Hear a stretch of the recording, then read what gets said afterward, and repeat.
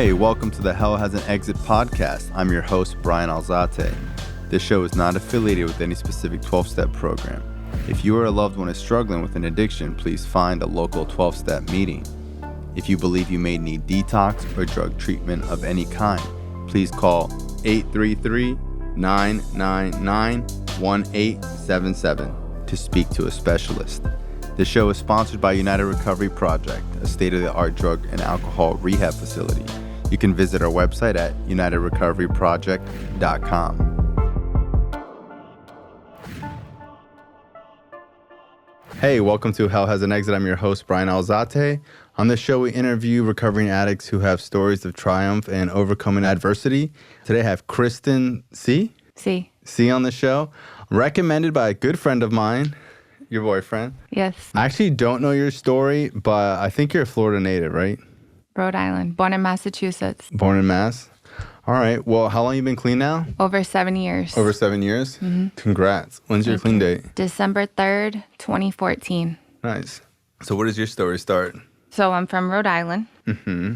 My parents, they got divorced at a young age. To me, it wasn't like a big deal. It was just like more freedom. Mm-hmm. Because like some people have a divorce and it's like the most traumatic thing that happened to them, and some people have it and like to them it's not traumatic at all. I remember the first time I put a substance in my body. Mm-hmm. I remember like going in, my parents had this old, like a stash of like old liquor mm-hmm. that had been there for years, and I remember like taking straight shots of gin right over the sink to the point of like vomiting. Wow. How old were you? I was like 12 years old. And no one told you to do that? You just did it on your own? Yeah, I just started doing it on my own. Like I said, we had freedom. Mm-hmm. So when my mom was working, or it was just me and my girls in the house, mm-hmm. That's the kind of thing I would do. But were you like a good kid growing up? Like, were you got good grades? Or were you kind of like off the chain? No, I was a pretty good kid up until when I got to high school. First of all, in middle school, I got picked on a lot. Mm-hmm. And so why? I was a little chubby. Okay. I was a little chubby. Yeah. So was I. It's all right. Yeah. Braces, glasses. Mm-hmm. And just like, I went through the awkward phase. Okay. Well, going into high school, I started, becoming more of a woman. I got mm-hmm. out of the awkward phase. I started getting more in touch with like my womanly side. I started getting more attention from boys. Mm-hmm.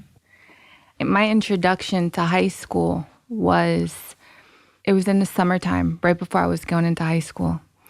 And I ended up going to a house party. And the house party ended up being a teacher's son. Mm. Okay? And the teacher was on vacation.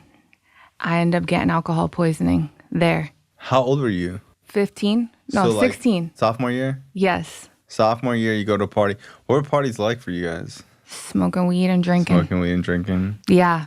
We're like the same age, so like probably listening to the same music. Yeah, definitely. Okay. Like, some people had like trailer. They used to mm-hmm. go down the trailer. They used to go smoking by the beach. When did you start smoking? Smoking pot? Yeah. Middle school. Middle school? Mm-hmm.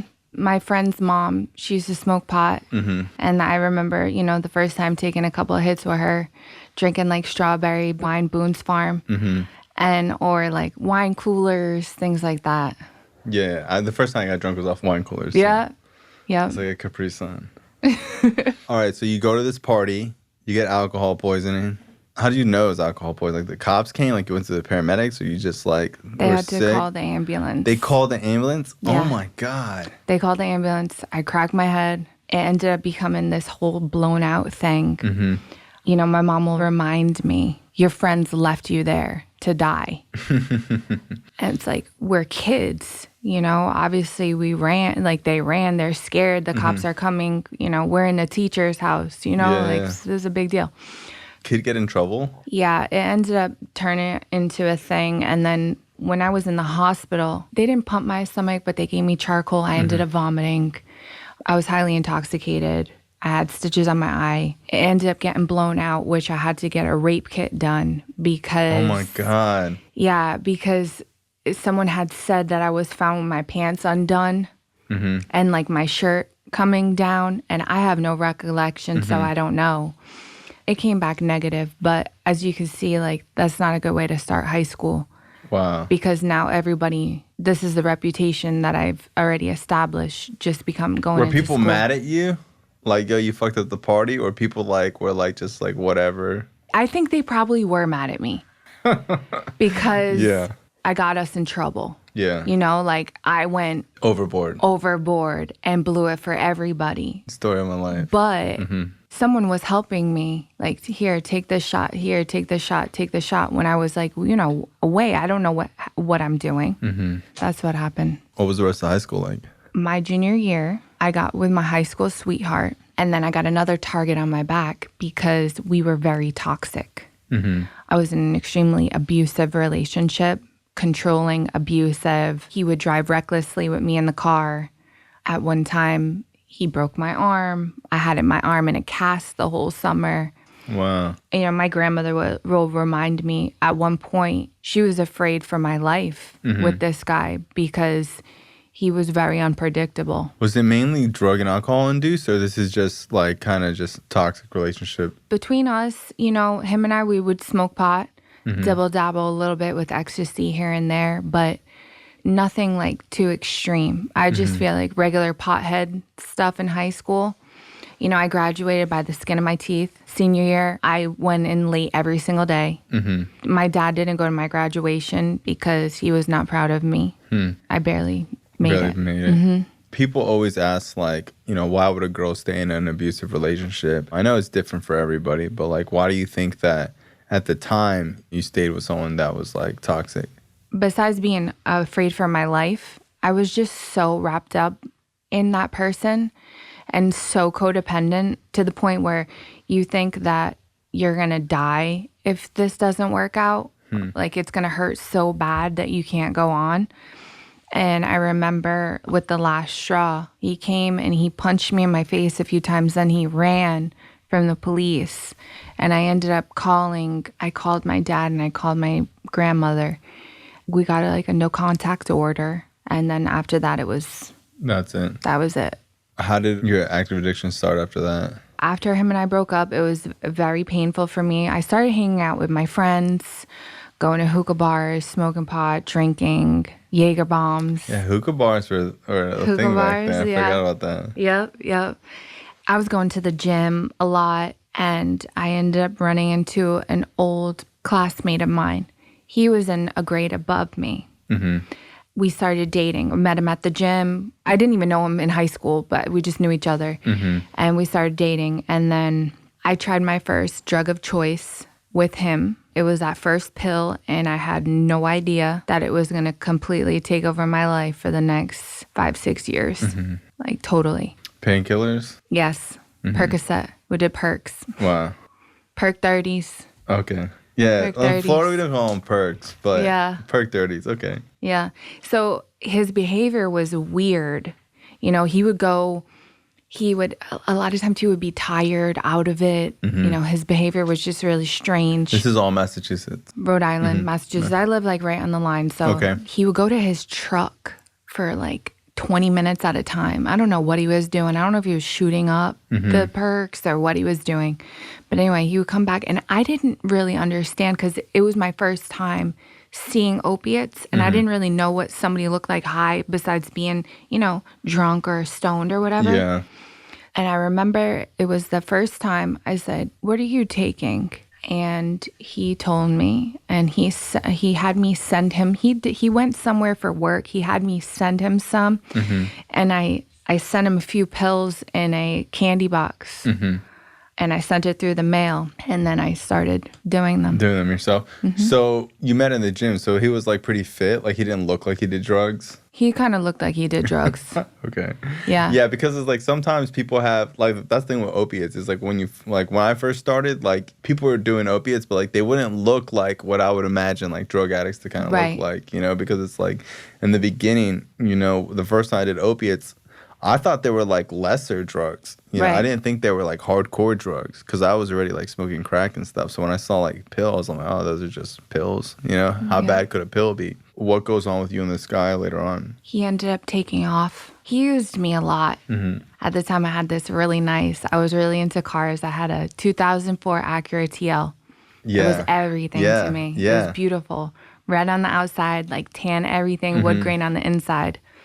He would drive my car around while I was working in my Dunkin' Donuts job. That was my first job I had from 16 to 21.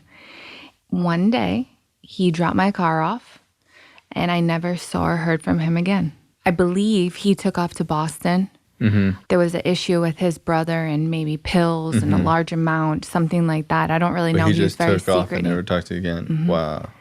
And he passed away. Wow. Active addiction. From an overdose. And then, so did his brother. oh my God. Yeah. Both of Yeah. them. Wow. Yeah, like years later. Crazy. So what goes on, you know, later on in your story? When he took off, now I have this addiction going. I'm starting to get sick. I'm starting to feel withdrawal when I don't get high. This is the first time you start withdrawing because he's not around to get them? Correct. Now I start realizing, you know, that one pill, I did it. And then a couple of days later, I did it again. And then the days became shorter and closer together till it was like doing it from morning till night. And it was all I thought about. He took off. I did the next best thing and I started dating my drug dealer. You know, I just went over there. And then 3 years later, him and I, we stood together for 3 years On blues. on blues, on heroin. Okay. When did that happen? We transitioned at some point. I don't remember Snorting when. it? Yes. Yeah. Started snorting it. You know, the first time I did it, I was like, what the hell is this? Like, this isn't even good. We moved away from the pills because we used to get the pills from a cancer patient. She used to sell it to us. She passed away. She was on hospice. She was on hospice for years. But I used to get large amounts from her. So then you transitioned to heroin. You said the first time it wasn't good. Yeah, but anyway, we started doing that, and that's what we did. And he started selling heroin. The whole community. During that 3 years, what are you doing for work? Are you still working at Dunkin' Donuts? I worked at Dunkin' Donuts, and Were you selling too, or you were just a girlfriend? I was just a girlfriend. Okay. What are your parents thinking of you at this time? Well, I went to work every day. Okay. I also was in nursing school. I failed nursing school. What happened was I was in nursing school right out of high school. I tried to get on Suboxone to straighten my act up. I remember being in clinicals at the time. If I couldn't get high or I couldn't get right before clinical, I would be throwing up in the bathroom. I remember getting sent home sick a couple of times from clinical. I stay in contact with some of the people that I went to nursing school with the first time. And I don't know if they knew that I had a problem. Probably you could see it in my face, in my eyes, my skin, my behavior. So you went to nursing school? Yeah. So you weren't selling, you were in school, and your Yeah. parents probably thought you were like totally okay? Or did your parents know you had a problem? My parents started to see that I had a problem, especially when I think with the pills, they kind of had an idea. But when I transitioned to heroin, then they really knew that something was up. You know, I would disappear. I would not answer my phone. I would hide in the bathroom. We ended up transitioning to IV drugs. We would do it like fresh box of needles right from CVS. It wasn't like discussing like reusing the same one. We got a fresh one every single time. Wow. We wiped it with a disinfectant every single Band-Aid? Time. Get out of here. Tourniquet, everything. You know? My God. That's how it started, but that's not how it ended. It ended bad. Okay, so you start IVing drugs. So like when you say drugs, you mean just heroin, or were you ever into coke at all? I like crack. I would do coke. So you were doing crack too? Yeah. You know, you have like a drug of choice. You have like a drug of no choice. Heroin was my drug of no choice. When did you get into crack? It just kind of happened? Just kind of happened. You just hang out with the people and... But it was during that 3-year period when you were with the new drug dealer boyfriend? Yeah. I got fired from Dunkin' Donuts for stealing. Oh, really? Wow. I was stealing for probably over a year. And they caught you? And I got busted. I got sloppy. It's like my whole world started crashing. So failed school, lost the job, and I just continued to use. when you're using, you have, so you have a crack habit and you also have like a hardcore dope habit. So what happens at 3 years after that? What are you, like 24 at this time? See, the thing, Bryan, is like my memory is not good. Like my boyfriend will tell me all the time, like my memory is no good. And it's true. And I don't know if it's because of years of drug use, what I've done to my brain, or if it's, my higher power's way of protecting me. From things that happen. Yeah. So I kind of look at it in that way, but 23. What happens after you end the relationship with this guy? Well, he went to jail. Oh, really? He went to jail. He got busted. He had a stolen gun on him. Hanging out with the wrong people, you say one thing to somebody and one thing to somebody else, and then they, tell the police or whatever, and it was just like a big tangled up mess. He went to jail. I continued to use to the best of my ability. I would visit him in jail. At this time, I started going in and out of rehab. I would visit him in jail. I would go visit him like on the weekends, still with my outfit from the night before, going on the town doing God knows what with God knows who, and like going to visit him. At this point in time, are you thinking about getting clean when you go to rehab? Yeah, well, I think at first... What was the rehab like in the beginning, like the times that you did go? Are these state-funded places? Yeah, I went to a couple of state-funded places in Rhode Island multiple times. I've done IOPs. I've done psych wards. I did partial hospitalization where I took a bus and I went for the day and then I come back home. Like in the literature of the 12-step, we talk about medicine, religion, and psychiatry. Like I did it all. Did you ever hear about meetings? Well, you must have heard about meetings and stuff like that. Like, did you ever think about like getting clean and going to meetings? I remember my first time, even with the slightest inkling of that, is when I was in the partial hospitalization. They had like these two older gentlemen from the fellowship come in. And, I would listen to their story, but there was no connection. There was nothing that made me feel like I'm going to continue on doing this. I thought it was just maybe a phase that I was going to get out of eventually as time goes on. I continued to use. So then what led up to like later on in your story? In and out of rehab, at some point I was doing like an outpatient and they said, you need to go to a higher level of care. And they wanted to send me to Florida. So that's how my journey started in Florida. Wow. And I went to treatment here. What was treatment here like versus like over there? You think the treatment was different or you were just like ready to get clean at that point? Or you think being away from home helped you? I think that. Yeah, it was just a completely new environment. It was me on my own. Nobody to pick up the pieces. Nobody to, if I decided that I wanted to go use, like I was going to be homeless. It was also the environment change, like looking around. And Bryan, I did not leave a 5-mile radius in my active addiction. I just stood in my bubble. I didn't travel. I never went to Disney. Like the farthest I ever went to like was Cape Cod or whatever. So to see this environment was like a total culture shock for me. Like I couldn't believe it. It was almost like a paradise type thing. And then this is the first time you've seen like other young people in recovery? Yes. What was your treatment stay like when you did get here? It was a nice experience. I really feel grateful for the treatment center that I went through. It was shout out Pathway to Hope. I don't think it's Pathway to Hope anymore. They changed their name. Yeah, I don't know. They, they joined with other people or whatever. But my first time going to outside meetings, I met my sponsor at one of those outside meetings, being around young people. And, at first, like my intentions weren't always pure. I didn't come in here totally fully willing. I was still messing around. We would get sent out on job search and I ended up meeting up with a guy. You know what I mean? Yeah. I was not looking for a job. And I thought too, I was going to do like my 1 month here and then go back home. I believe that, God had other plans for me. What changed in your recovery where you started to take it seriously? Like what was like inspiring you to like, stay and, work the steps and get involved and like change your life? I fell on my face a couple of times. I got high while I was in halfway, and I went back to treatment. It was either I got high down here in Florida right off Sis Trunk with someone that I was in halfway with.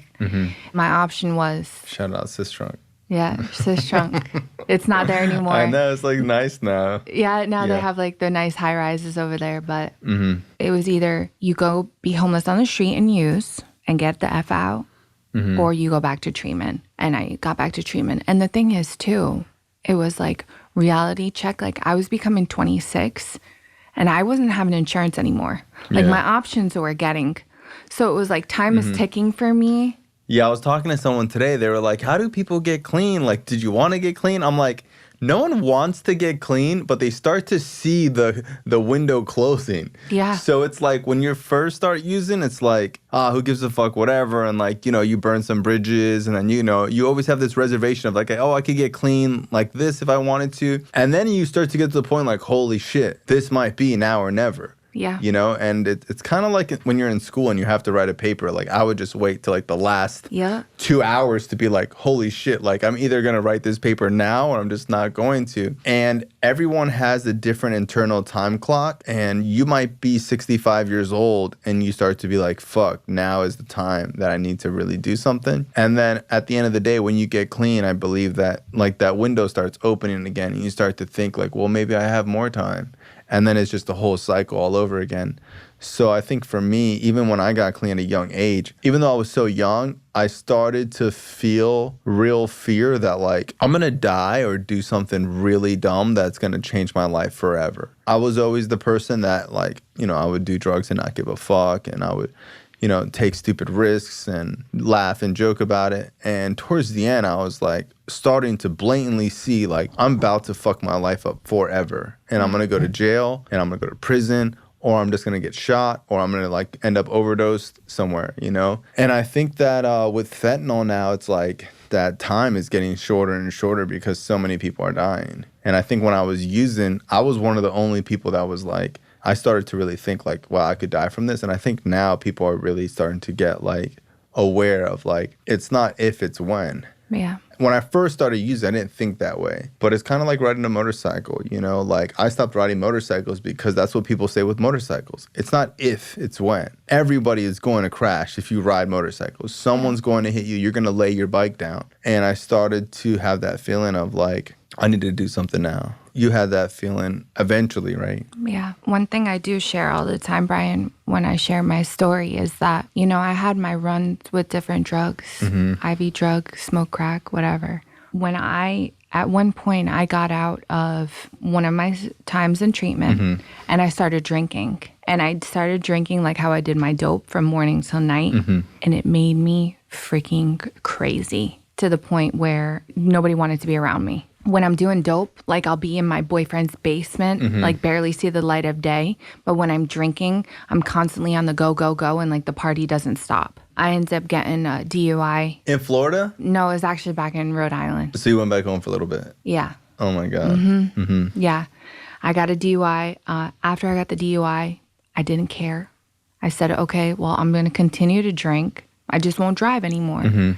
It wasn't stopping me. The consequences weren't enough for me. So what was enough eventually? It was the change of environment. That was really helpful. And then starting to go to outside meetings and see these young people that had similar stories to me. Like I always tell people, it's like, I'm lucky that like I got clean down here and I'm from down here, because my first couple of meetings, it really did look like a paradise of like all these people who were just lost and broken, and they met up together and they all moved down here and like they're all going to meetings and happy and fun. And it starts to seem realistic because, you know, when you're using alone and you don't have an example that you can touch, feel, and look at, it doesn't seem real. Like I would watch Intervention and, you know, watch Celebrity Drug Rehab and be like, psh. And it didn't look successful. It didn't look attractive. It looked miserable. 99% of the time, they'd all get high within the show anyways. And it just seemed like it was never going to happen. No one got clean. How about when the credits come and then it says that they relapse 6 months later? Yeah. And like, where's the hope in that? Yeah, it's like... Where's the hope in that? Yeah, it's like, da-da-da-da. Megan was never seen again. Or she AMA'd from treatment and got high the next day. Yeah, and you're just like... So it's like there's no TV shows that I was able to see that was showing that people were staying clean long term. The only thing I knew about getting clean was that when you get clean and you get high as fuck. That was my only concept of getting clean, was like, oh, yo, so-and-so just got out of jail. And you're like, damn, like if you break them off something, they're going to get like annihilated. And that was my only like thing that I thought of, is like, well, if I do get clean, like one Oxy 80 is just going to wreck me. So that was my only thing, is like if you clean for a while, you're going to get really high when you relapse. And that was about it. But there was no concept of like actually staying clean for months and years. Like, and at first I used to think, oh, I'll get clean one day. And I remember that feeling that came over me that was like, bro, you missed it. Like, you're not going to get clean anymore. Like, it's not going to happen for you. And then you're just like, well, I'm just going to die like this. You know, I kind of just stopped caring. Mm-hmm. And then you walk into a meeting and it like hits you right in the face. Like, it's undeniable evidence. You know, you can't say that these people aren't clean. At least I wasn't skeptical that these people were like hanging out every day lying, you know, like it was very apparent to me that these people were hardcore drug addicts and now that they were clean. And it was almost scary because it's like, well, now there's a way to get clean, you know? Yeah, I can relate to getting to the point where just thinking, this is it. Mm-hmm. Like, this is my fate. Like, I'm never going to get clean. Like, mm-hmm. I can't stay clean. I'm not going to get clean. And eventually I'm going to die this way. You know, and I had like this perception that I was living like this Amy Winehouse lifestyle. Mm-hmm. And like Lindsay Lohan, and mm-hmm. this is me, and this is what I do, and this is it for me. And forget about the girl that had dreams and goals. Mm-hmm. And then I came down to Florida, and I started seeing the young community of recovering addicts. And you were one of those people for me, you know? And that's like one of the reasons why I wanted to be on the podcast too, because that's cool. Thank you. You were one of those people that made recovery. I started opening my ears. I started listening. Mm-hmm. No, you were young. You had a story of hope. You dressed nice. You were becoming successful. Mm-hmm. You were funny, laughing. You had friends. So I started getting curious about this. Like, maybe I can do this too. You know, maybe I can have my form of success and mm-hmm. recovery as well. You know, and I was able to do it. Yeah, I appreciate that. And it's like, you know, there was people when I first got clean that they might have had 60 days. And I would look at them and they had a car and they had a girlfriend. And I was like, wow. Because it's like when I was using, I was so ashamed of my drug use. Because I just, like, crack made me feel so dirty. And it's like no one else was smoking crack. Mm-hmm. And it's like, it was embarrassing that my parents had to find out that I was smoking crack. And when my mom used to find chore in my room, it's humiliating, you know, but it's like, this is really what I'm doing. And I don't know, like, how this happened. When I would, like, smoke crack and do, like, these things, I would, like, tell myself, like, I hope no one ever finds out about this. Because I used to think, like, if I ever got clean, I just got to get over this. And you would see people dressed up in suits or, like, you know, successful or whatever, and they'd get up there and they'd be laughing about smoking crack and talking about their active addiction and making jokes about, you know, copping crack on Sis Trunk by Church's Chicken or something like that. And you would laugh and you would relate.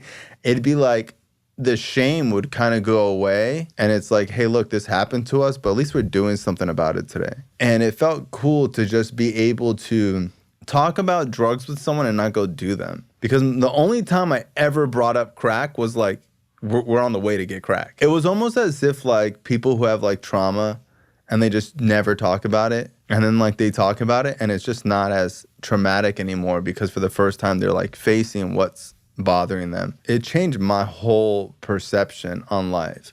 And even my family was not with it. My family was like, hey, Bryan, you probably shouldn't fucking tell people you're smoking crack. You know what I mean?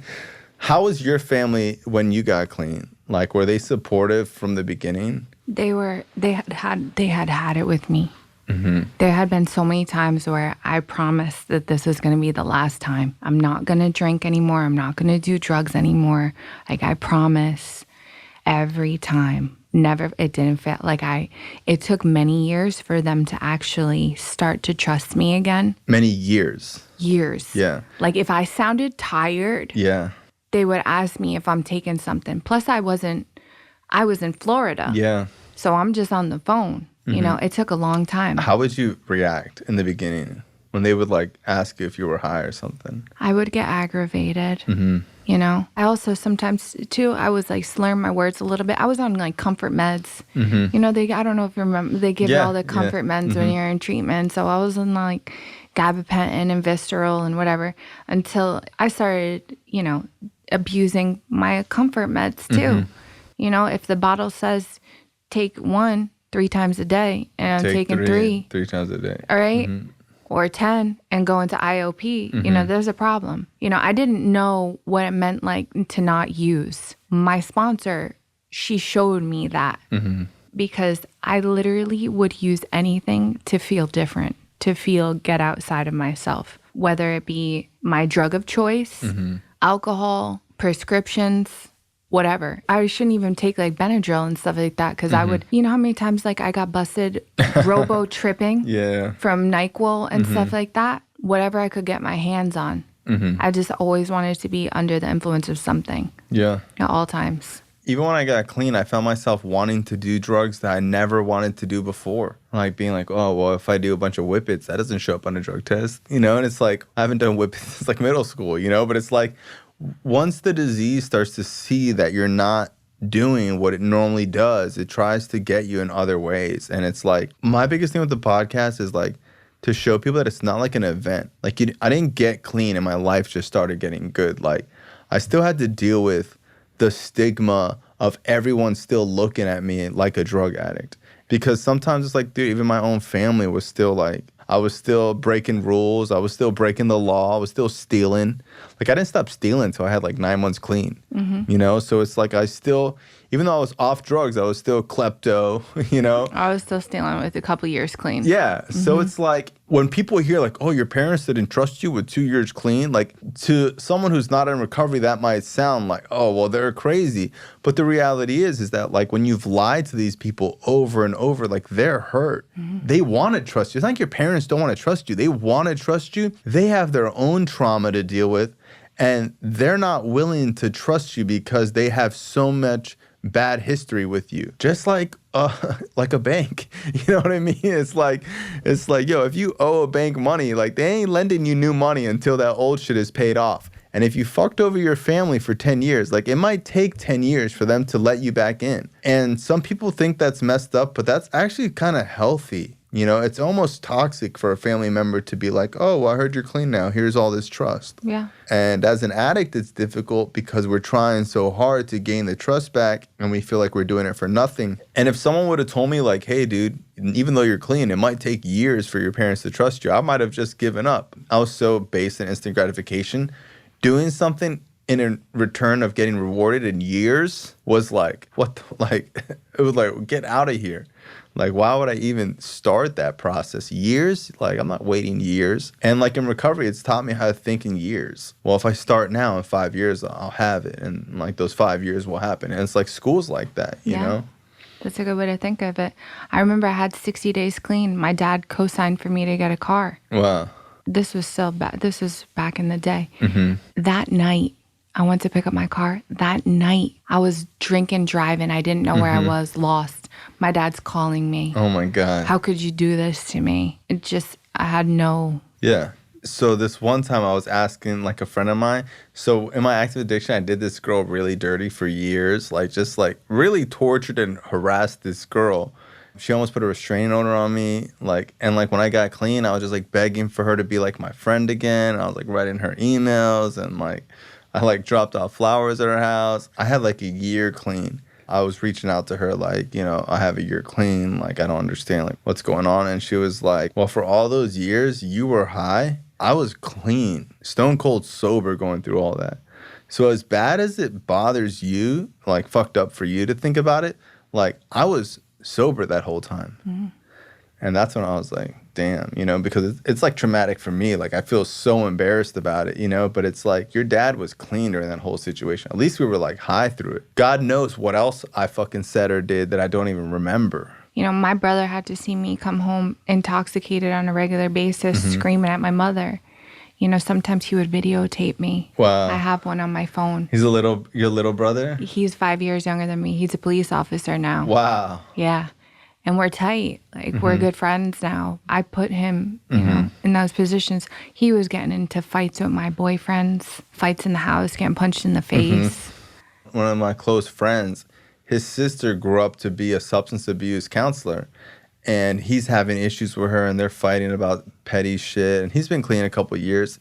And I was like, bro, why do you think your sister even chose this profession? Yeah. You know what I mean? It's like, are you not aware that, like, you had done so much damage to your sister that she couldn't help you, that she chose to dedicate her life to help other people? I'm always trying to tell him, like, dude, you just gotta, I don't care what the situation is, you have to let her win and just be the bigger man, Sometimes we don't realize, like, that girl, she works in substance abuse. So that girl, it's like sometimes we imagine fucking up someone so much mentally that they choose to go help people like us, And it's like, she told me when she got, like, now we're friends, by the way. So now we're, like, best friends. And she told me, she was like, I never did coke all throughout college because I just remember what it did to you in middle school. So she was like, I never thought, like, I'd work with mental health or whatever, but, like, she's a therapist now and she works with, like, all populations. It's cool because she's like, yeah, I always tell my clients all about you, how there was, like, this one kid who was in high school who was, like, the biggest piece of shit. So, like, sometimes when I tell my story, because I was so young, people are always like, oh, that's so sad. I was known as the biggest piece of shit. Like, that kid is a piece of shit, piece of garbage. Like, fucking womanizing, scumbag, steals anything, will rob anybody. And even clean. Like, I didn't get clean and just become nice. Like, I remember just being, like, a total asshole. Really, because I just was so insecure. I just had so much built up insecurity from, like, childhood, from being bullied, from, like, all this other shit going on that, like, I had just built such a tough exterior. When I got clean, like, I didn't know how to manage that. I didn't know how to be vulnerable without feeling like you were going to take advantage of me. I didn't know how to set boundaries. I didn't know how to communicate clearly. I didn't even know how to be, like, sarcastic without being an asshole. Like, I didn't know how to even communicate or talk to people, Same. I couldn't look anyone in the eye. Yeah, couldn't look anyone in the eye. Looked at the ground the whole time. Yeah. Or it was just, like, a total douchebag. Like, I tell people, like, I'm a recovering douchebag, Just because we get clean, like, our personalities are so fucked from drug use. Just because the way you interact as drug addicts is so fucked up. It's just so about what do you have and what I can get from you. And if you turn your back for a second, this person's going to screw you over, and vice versa. And it really creates, like, this paranoid, insidious thinking of, like, you can't let your guard down around anybody. When I came into the recovery community, my guard was up at first. Mm-hmm. Like, I didn't know, why would this person want to help me? What do they want from me? Male and female. Like, my sponsor, she started sponsoring me from the kindness of her, goodness of her heart. Like, why would this woman help me? Now, as I stay clean for a while, I understand how it works. Mm-hmm. Yeah, and feeling, like, undeserving of it, too. And just because we go from active addiction to recovery, and it's polar opposites. Like, in active addiction, like, no one's giving you a ride. You know what I mean? It's like, no one's taking you to your halfway house. Like, no one's picking you up. No one's doing anything unless you got money for them or drugs for them. Like, no one's doing you a favor. Not for free. Not for free. Like, no one's hooking up your bag. You know what I mean? It's like, and then you're in recovery and people are just, like, willing to pay for your meal and I'll take you home and call me if you need to talk. For me, it felt like almost too good to be true. But I also was even at a young age, I was such a good eye for bullshit that I knew that they weren't bullshitting me. Because I knew that they weren't trying to sell me anything because I didn't have money to buy. And I knew they weren't, like, tricking me into, like, it didn't feel like a setup. It really did feel genuine. And it felt really refreshing, and it felt like home base. It felt like a safe place to be. What happened, after you started to stay clean and change your life? Like, what else goes on in your story? So I stayed in halfway for 2 years. Awesome. I love to hear that. Yeah, I hate when people are like, oh, well, I got 90 days. I'm ready to leave. I'm like, no, you're definitely not. No, I was afraid to leave. That's awesome. What was I going to do when no one was watching? Mm-hmm. And at accountability, this point, yeah. Mm-hmm, I had built, a decently solid foundation. And people hear that and are like, oh, well, I don't want, you have to have a foundation first. And then you could go do anything you want. You could go live in Greece. You could go travel the world. But like for me, I needed to stay in a safe environment for a couple of years, maybe even like 2 or 3 years. Structured? Like, yeah, I was scared to go away to college. I was scared to like go travel places because I knew I behave really well under supervision, you know? But it's like as soon as someone's not watching, it's like I start to just like slide the scale a little bit. I saved money. I was paying my rent. I cleaned the house, go grocery shopping. You know, I started being a functioning person, pay bills. You know, in my active addiction, the bills would come and I would be swiping the credit cards for every single store. Man, I just let them pile up. I just couldn't want to deal with it. You know, so I started taking responsibility, got a bank account. I got my license back. It's a community service over in Sistrunk. Nice. Got my license back, saved up for a car. I got my own place, started living on my own. I got into a relationship with one of the kids in the halfway house. I had about a year. That lasted for about a year. He was on and off getting high, couldn't stay clean. And I remember he came to my house and he kissed me on my mouth and I tasted crack. And my heart dropped to my stomach. And it was in that moment, was I going to stay clean or was I going to get high with a boyfriend like I've done with every other time?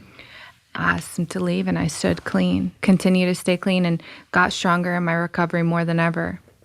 Step work, service, sponsorship, all of that. Yeah, and I think that's the determining factor for people who stay clean. So it's like, when you have a fucked up situation, do you lean into your recovery or do you walk away from it? So it's like, no matter how long you've been clean, when shit hits the fan, are you going to more meetings and doubling up on what you need to do?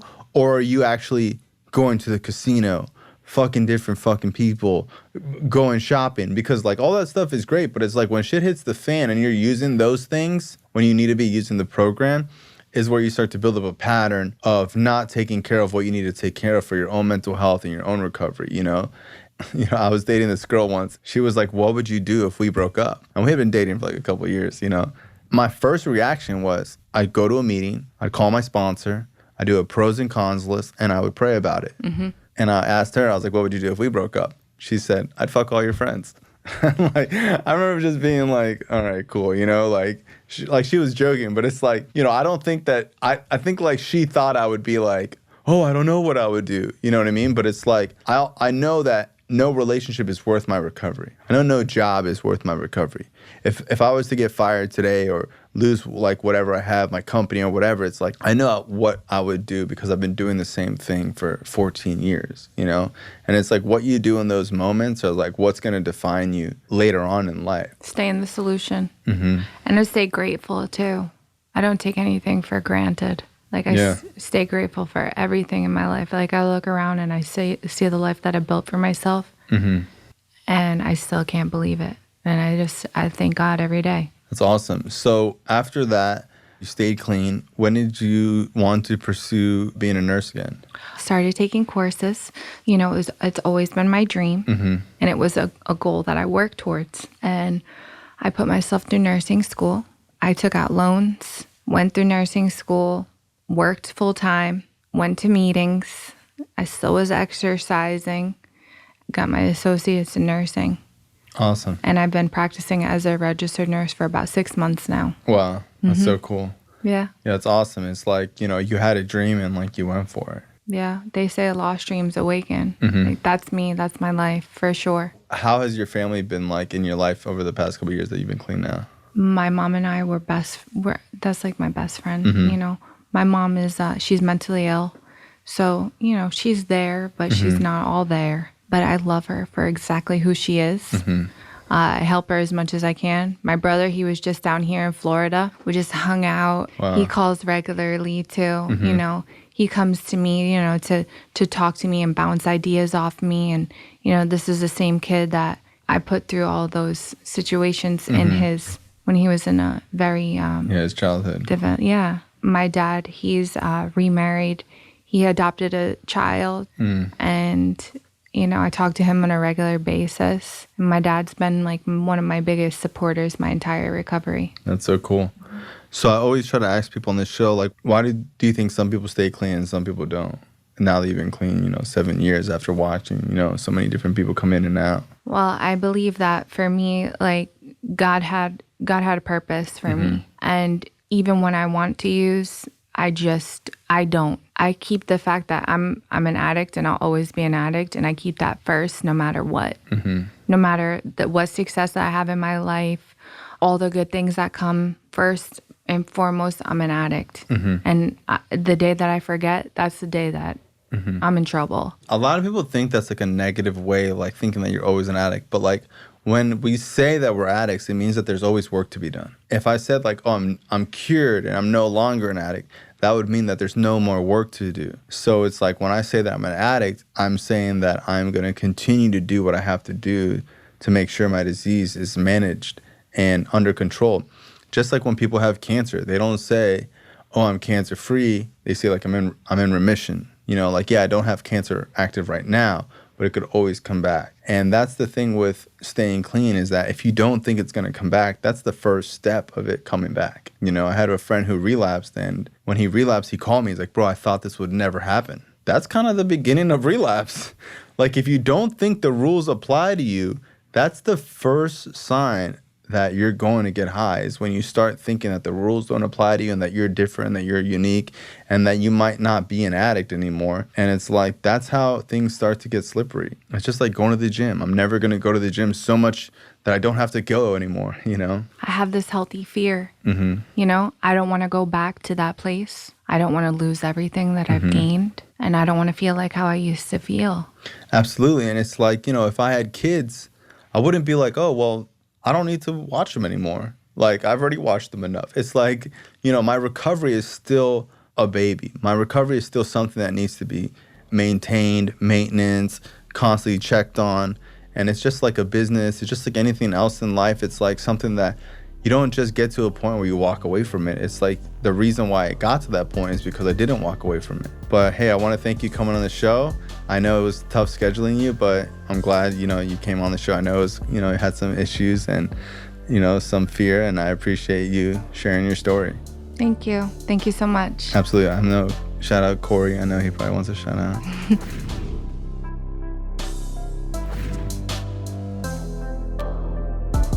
This show is not affiliated with any specific 12-step program. If you or a loved one is struggling with an addiction, please find a local 12-step meeting. If you believe you may need detox or drug treatment of any kind, please call 833-999-1877 to speak to a specialist. This show is sponsored by United Recovery Project, a state-of-the-art drug and alcohol rehab facility. You can visit our website at unitedrecoveryproject.com.